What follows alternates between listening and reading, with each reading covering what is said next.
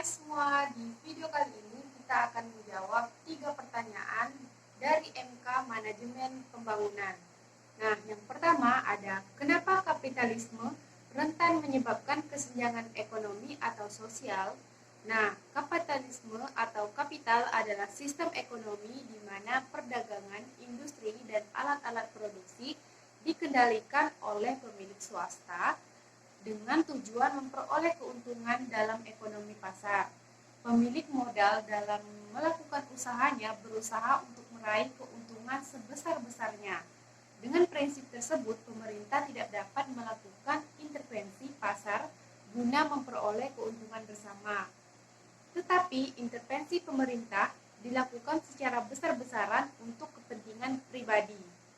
Nah, ketimpangan ekonomi di Indonesia terjadi karena liberalisasi ekonomi yang lahir dari sistem ekonomi kapitalis dan politik ekonomi kapitalisnya yang memfokuskan kepada produksi kekayaan, tetapi mengabaikan distribusi atau pemerataan. Dengan demikian, sumber alam dan komoditas strategis yang seharusnya milik umum justru dikuasai dan dimonopoli oleh para kapitalis. Ketimpangan sosial dalam sistem masyarakat kapitalis adalah hal yang wajar, sebab dalam pandangan kapitalisme, problem ekonomi terletak pada faktor produksi barang dan jasa, bukan pada permasalahan distribusinya.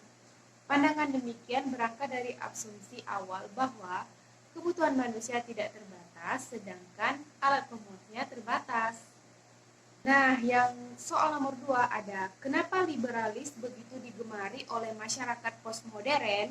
Nah, masyarakat postmodern adalah masyarakat konsumen di mana masyarakat kapitalis telah mengalami pergeseran perhatian dari produksi ke konsumsi.